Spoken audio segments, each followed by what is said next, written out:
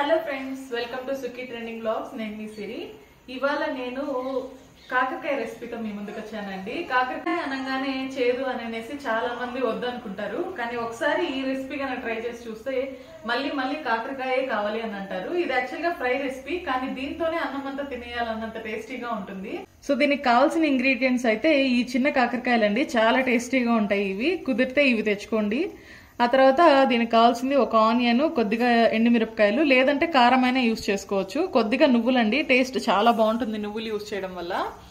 అలాగే కొద్దిగా జీలకర్ర, కొంచెం కరివేపాకు, అలాగే కొన్ని వెల్లుల్లి రెబ్బలండి. ఇంతే, చాలా సింపుల్ గా చేసుకోవచ్చు. ఎలా అనేసి ఫస్ట్ చూపిస్తాను. ఫస్ట్ అయితే ఈ ఎడ్జెస్ అంతా కట్ చేసేసుకోవాలి. ఈ బొబ్బర్ ఉంది కదా, లైట్ గా అలా తీసుకోవచ్చండి. లేదు అని అంటే అలాగే చేసుకోవాలనుకున్నా చేసుకోవచ్చు.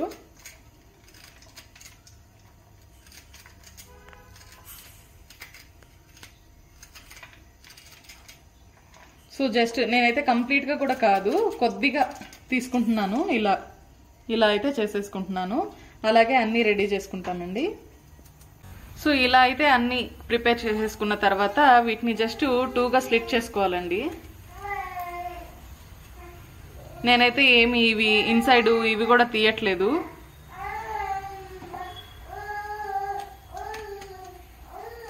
జస్ట్ అన్నిటినీ ఇలాగా 2గా కట్ చేసుకోవాలి. ఇది కొంచెం పెద్దదిగా ఉంది కాబట్టి నేనైతే 3గా కట్ చేసుకుంటున్నాను.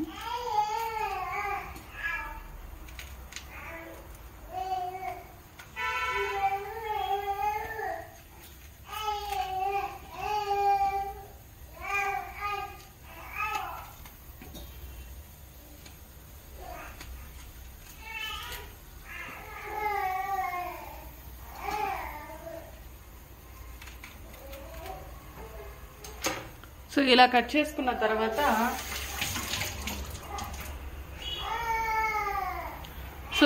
చేసుకున్న తర్వాత ఇది చేదు కంప్లీట్ గా పోవాలి అని అంటే మనమైతే ఫస్ట్ దీంట్లో కొద్దిగా పసుపు,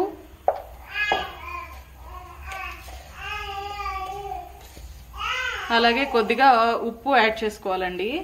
ఇలా యాడ్ చేసుకున్న తర్వాత మనం వీటిని బాగా మిక్స్ చేసుకుని ఇలా మిక్స్ చేసుకొని ఒక 30 మినిట్స్ అయితే ఇలా వదిలేయాలండి. 30 మినిట్స్ వదిలేస్తే దాంట్లో బాగా వాటర్ వస్తుంది. ఆ వాటర్ని మనం స్క్వీజ్ చేసేసుకుంటే ఆ చేదంతా పోతుందండి. సో ఇది మ్యారినేట్ అయ్యేలోపు ఇక్కడ నేను చూపించిన ఇంగ్రీడియంట్స్ అన్నీ అయితే ఒకసారి మనం మిక్సీ పట్టుకోవాలండి. సో నేనైతే ఈ రెడ్ చిల్లీస్ యాడ్ చేసుకుంటున్నాను, అలాగే ఆనియన్స్, అలాగే నువ్వులు,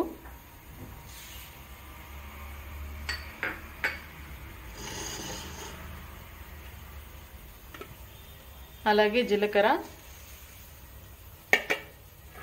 అలాగే ఈ వెల్లుల్లి రెబ్బలు, కొద్దిగా కరివేపాకు. సో దీన్ని అయితే ఇప్పుడు మిక్సీ పట్టుకోవాలి కదా. ఇదైతే 1/2 అవర్ అయిపోయిందండి. ఇందాక వాటర్ ఏం లేదు కదా, కానీ ఇప్పుడు ఎడ్జ్లో చూసారా వాటర్ వచ్చేసింది. సో ఇది అలా పెట్టుకొని నేనైతే ప్యాన్ పెట్టేసుకున్నాను. సో ఇవి ఫ్రై చేయడానికి కొద్దిగా ఆయిల్ అయితే వేసుకోవాలి. కొంచెం ఆయిల్ అయితే పడుతుందండి. సో నేను వేసుకున్నాను.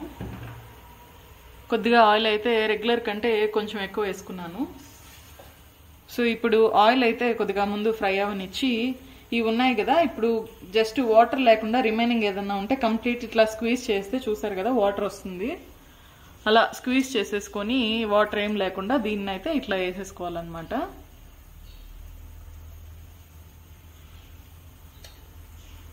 సో ఇలాగా స్క్వీజ్ చేస్తే చూసారు కదా వాటర్ అయితే వస్తూ ఉంది.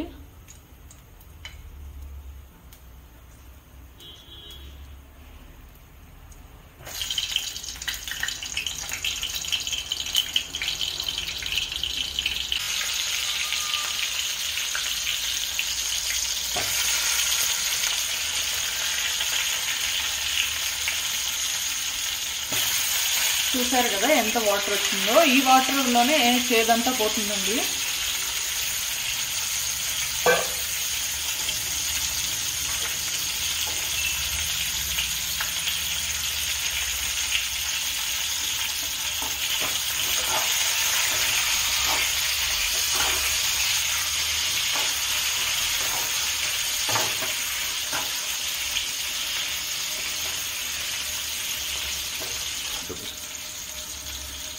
సో ఇప్పుడైతే వీటిని ఇలాగా బాగా మీడియం ఫ్లేమ్లో పెట్టుకొని కొంచెం బాగా ఫ్రై అవ్వనివ్వాలి, ఒక 5 మినిట్స్.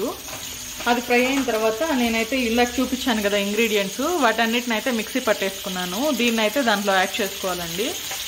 సో ఫస్ట్ అయితే ఇవి ఫ్రై అయ్యాక నేను చూపిస్తాను. ఇదైతే లిడ్ క్లోజ్ చేసుకొని నేను బాయిల్ చేసుకుంటాను.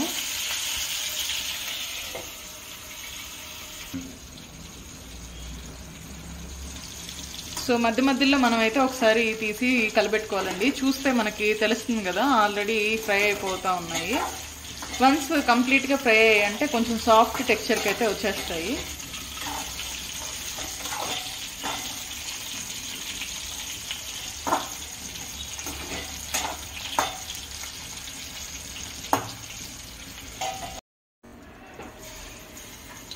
సో చూసారు కదా కాకరకాయలు అయితే బాగా మగ్గిపోయాయండి, కలర్ కూడా చేంజ్ అయిపోయాయి.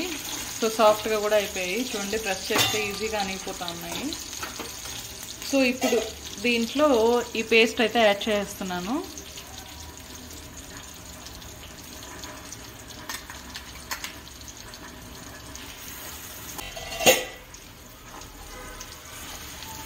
సో ఈ పేస్ట్ యాడ్ చేసిన తర్వాత కొద్దిగా నీట్గా మిక్స్ చేసుకోవాలి.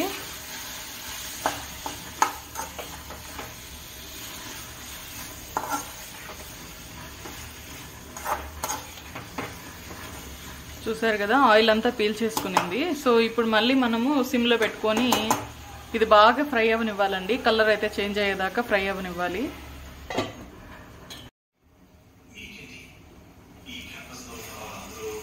సో ఫ్రై అయితే రెడీ అయిపోయింది ఫ్రెండ్స్, చూడండి.